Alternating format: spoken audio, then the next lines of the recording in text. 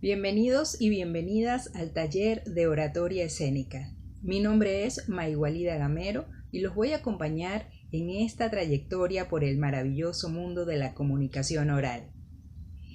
En estas sesiones que vamos a tener, les voy a pedir que por favor se hagan de un cuaderno, un lápiz, un bolígrafo, cualquier dispositivo electrónico en donde puedan anotar aquellas palabras, aquellos conceptos o aquellas ideas que les parezcan más interesantes. Asimismo, desde hoy ya les voy a pedir algunos elementos que nos ayudarán a completar todas esas técnicas de la voz y la dicción. Vayan buscando, ¿verdad?, un corcho para los ejercicios de voz y de dicción. Los corchos pueden ser como estos que les voy a mostrar a continuación. Pueden ser como este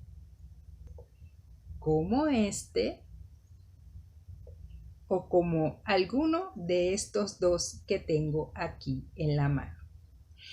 Primero, ustedes lo que van a hacer es hervirlos. Lo colocan en la cocina, los hierven con agua como unos 15 o 20 minutos para sacarle cualquier impureza que puedan tener.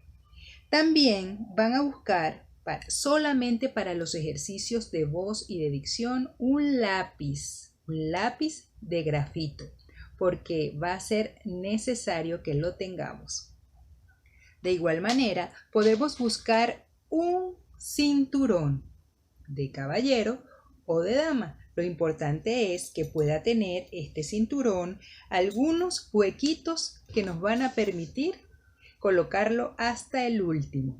Vayan buscándolos porque lo vamos a necesitar. De igual manera, es importante que ustedes tengan a la mano para los ejercicios prácticos un pañuelo de cualquier color, un pañuelito, y también su gel antibacterial. ¿Por qué? Porque estamos en tiempos en que debemos mantener todos nuestros espacios limpios. Y así les puedo decir que hoy vamos a transitar por un concepto o por varios conceptos. El concepto de comunicación, el concepto de lengua, lenguaje y habla. ¿Están preparados? Excelente. Comencemos. Ningún hombre es una isla eternamente. Este es un pensamiento de un poeta llamado John Donne. Ningún hombre es una isla eternamente. Y ustedes se preguntarán, ¿qué tiene este pensamiento que ver? Y yo les digo, tiene mucho que ver.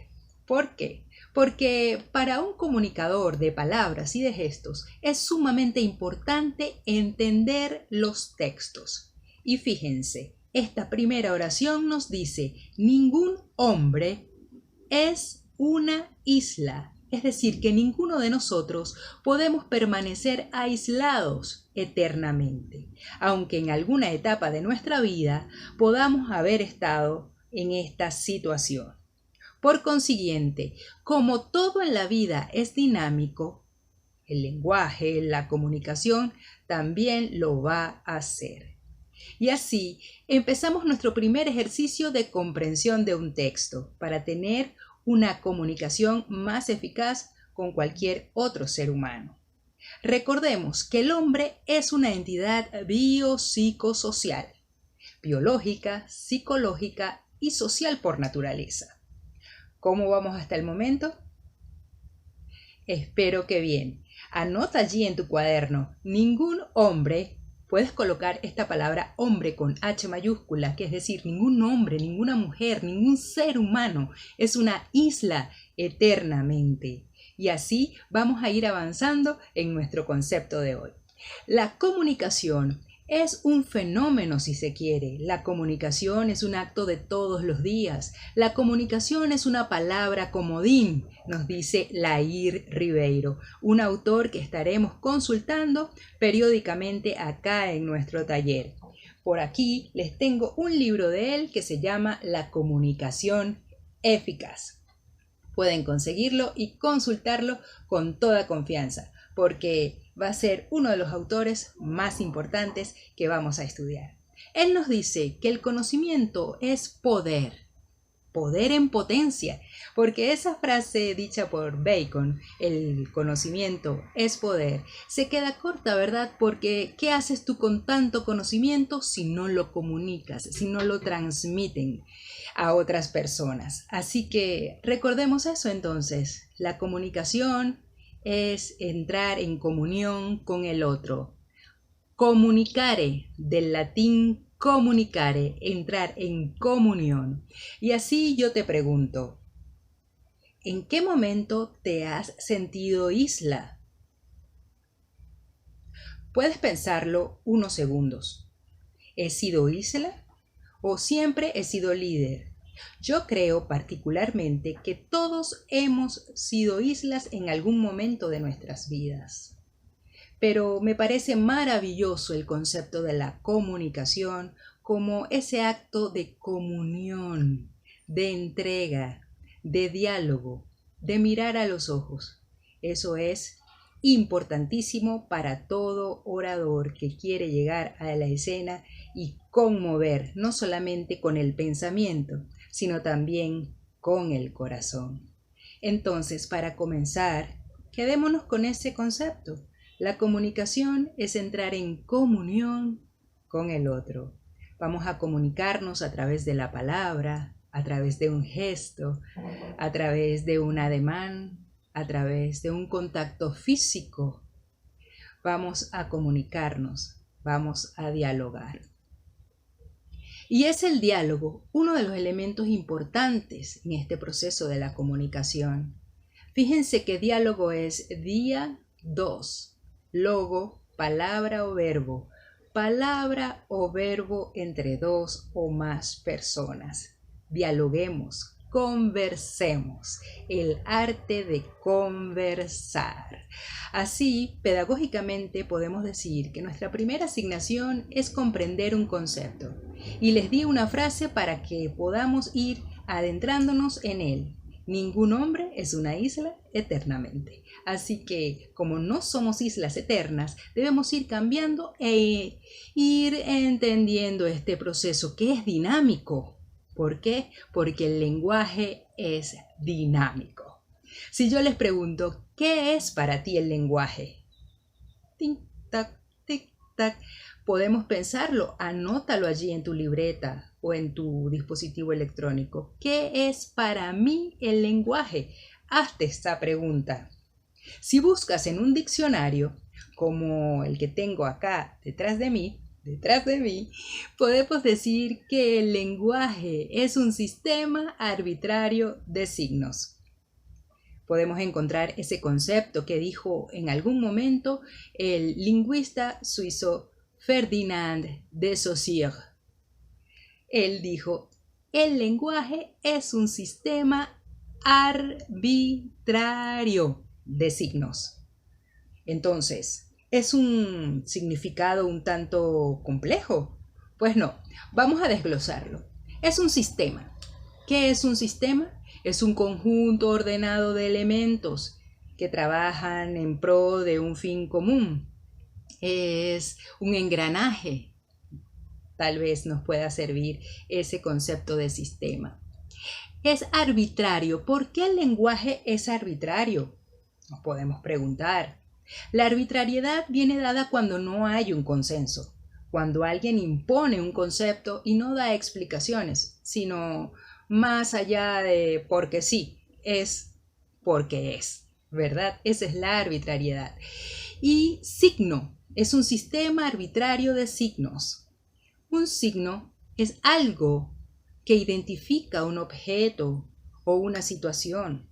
Todo signo tiene un significado y un significante. Entonces vean que este concepto de lenguaje se apega a la lingüística, se apega a la teoría de la comunicación, se apega a lo gramaticalmente correcto, un sistema arbitrario de signos.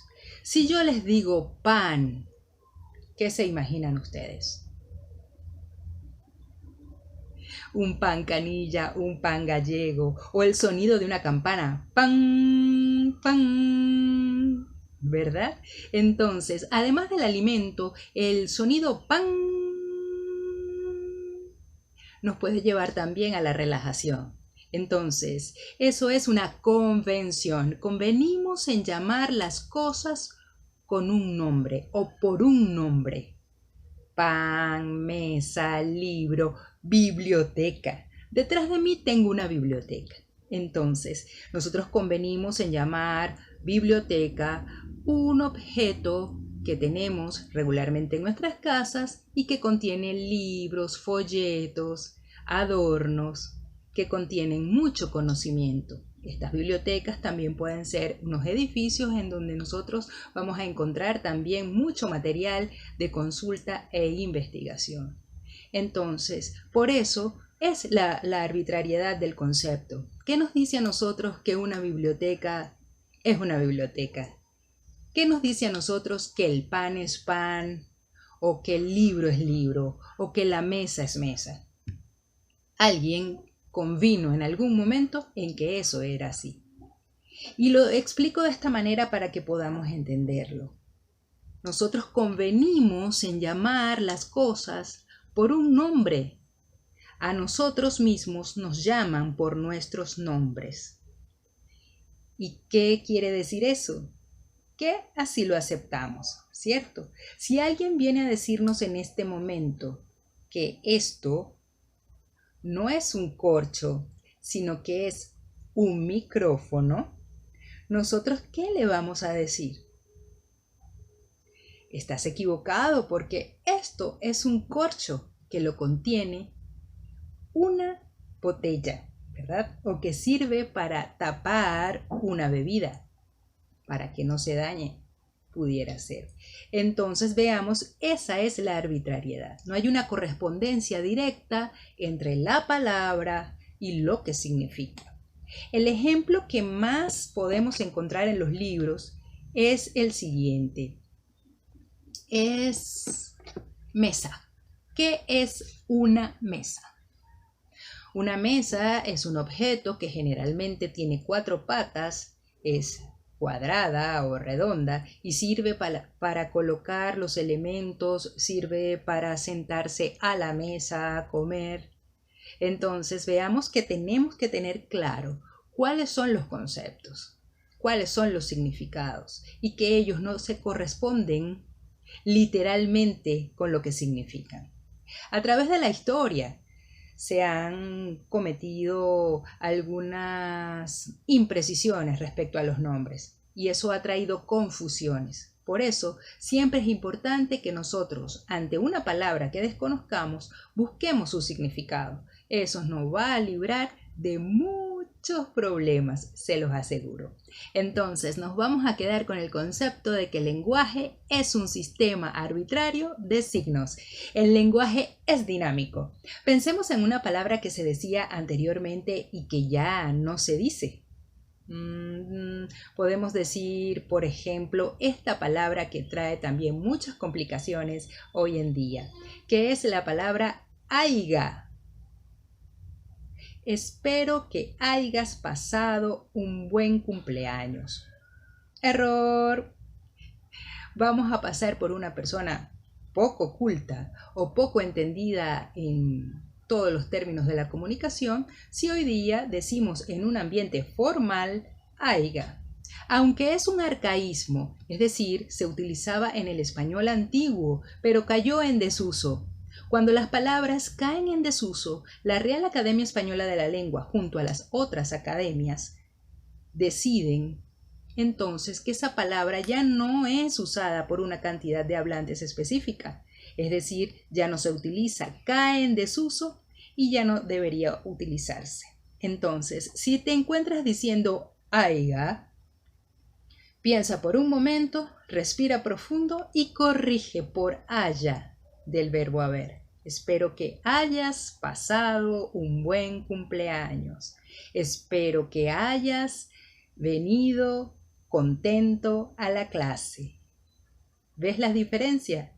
Asimismo, el orador, esa persona que va a comunicar un mensaje, debe ampliar su vocabulario. Por eso te recomiendo también que tengas a la mano un buen diccionario. Pasemos ahora al siguiente concepto. El siguiente concepto es la lengua. ¿Qué es la lengua? Todos hablamos un idioma. En este caso, yo, tú, quizás que me estás escuchando y viendo, también hablas el español o el castellano. Se puede decir de las dos maneras. Hablas español o hablas castellano. La diferenciación en un principio se dio por cuestiones geográficas, para diferenciar aquellos dialectos, aquellos idiomas que se hablaban fuera de la península ibérica, ¿verdad? Por eso decimos español, para diferenciarlo del inglés, para diferenciarlo del chino, para diferenciarlo del portugués. Y se dice castellano para diferenciarlo de aquellos dialectos dentro de la península ibérica, como el gallego, el vascuence, el catalán. Entonces, tú y yo hablamos español, hablamos castellano, que es una lengua importantísima hoy en el siglo XXI. Quizás sea la segunda lengua más importante por la cantidad de hablantes después del mandarín. Así que mantengámonos siempre actualizados en cuanto a aquellas características de nuestra lengua. Y aunque todos nos estamos hablando español, cada país tiene su singularidad y cada región de cada país también va a tener sus variedades dialectales, así se llaman. Si estamos en Venezuela, por ejemplo, podemos decir que las personas del oriente del país hablan de una determinada manera, tienen frases típicas. Asimismo, los que viven en el sur, en el occidente o en el norte o en el centro del país. Te invito a que hagas esa revisión y lo anotes en tu cuaderno.